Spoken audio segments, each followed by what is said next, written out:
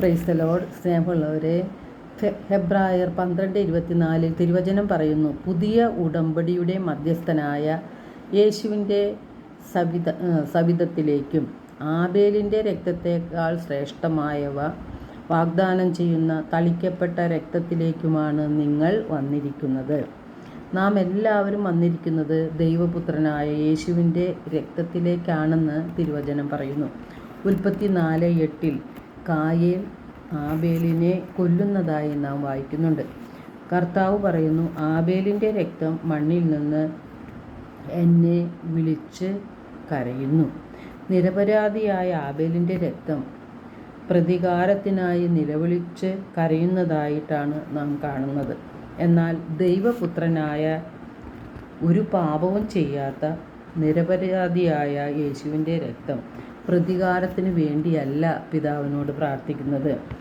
തന്നെ വേദനിപ്പിച്ചവരോട് ക്ഷമിക്കണമേ എന്നും അവരെന്താണ് ചെയ്യുന്നതെന്ന് അവർ അറിയായികയാൽ അവരോട് ക്ഷമിക്കണമേ എന്നും ആണ് യേശു പിതാവിനോട് പ്രാർത്ഥിക്കുന്നത്. യേശുവിൻ്റെ രക്തവും മാംസവുമാണ് നാം അനുദിനം സ്വീകരിക്കുന്നത്.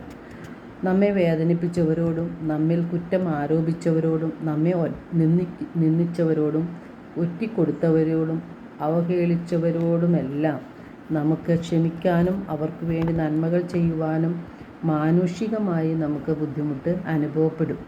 എന്നാൽ അതിനുള്ള ശക്തി നമുക്ക് ലഭിക്കുന്നത് വിശുദ്ധ കുർബാനയിലൂടെയാണ്. യോഗ്യതയോടുകൂടെ യേശുവിൻ്റെ ശരീരവും രക്തവും നാം സ്വീകരിക്കുമ്പോൾ അതിനുള്ള ശക്തി യേശുനാഥൻ നമുക്ക് നൽകും. വിശുദ്ധ കുർബാന സ്വീകരിച്ചതിന് ശേഷവും നമ്മുടെ ഹൃദയത്തിൽ ഒരു മാറ്റവും വരുന്നില്ല എങ്കിൽ, നമ്മെ വേദനിപ്പിച്ചവരോട് ക്ഷമിക്കാൻ നമുക്ക് സാധിക്കുന്നില്ല എങ്കിൽ, നാം യോഗ്യതയോടെ അല്ല യേശുവിൻ്റെ ശരീരവും രക്തവും സ്വീകരിച്ചത് എന്ന് നാം അറിഞ്ഞിരിക്കണം. ഭിന്നതയും കലഹവും ശത്രുതയും എല്ലാം കൊണ്ടുവരുന്നത് സാത്താനാണ്.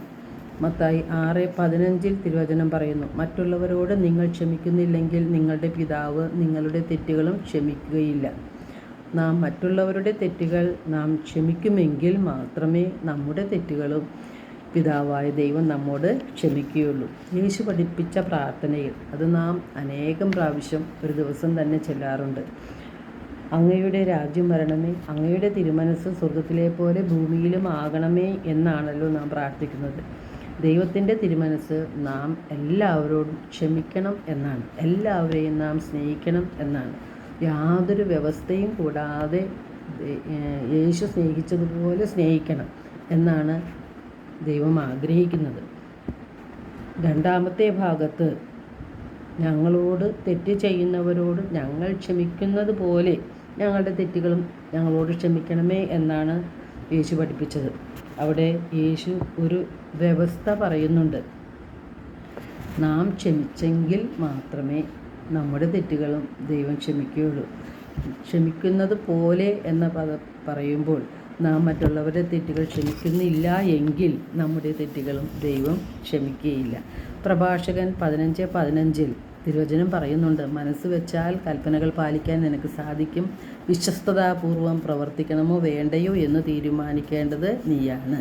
പ്രഭാഷകൻ 28:6 ജീവിതാന്ത്യം ഓർത്ത് ശത്രുത അവസാനിപ്പിക്കുക, നാശത്തെയും മരണത്തെയും ഓർത്ത് കൽപ്പനകൾ പാലിക്കുക. ശത്രുതയും കലഹവും നമ്മിൽ വിതയ്ക്കുന്നത് സാത്താനാണ്. സാത്താൻ്റെ പ്രവർത്തനങ്ങളെ നശിപ്പിക്കുവാനാണ് യേശുനാഥൻ വന്നത്. സാത്താനെ നമുക്ക് എങ്ങനെ തോൽപ്പിക്കാൻ കഴിയും? വെളിപാട് 12:11 തിരുവചനം പറയുന്നു, 2 രീതിയിൽ സാത്താനെ നമുക്ക് നിഷ്പ്രയാസം തോൽപ്പിക്കാൻ സാധിക്കും. 1 കുഞ്ഞാടിൻ്റെ രക്തമാണ്.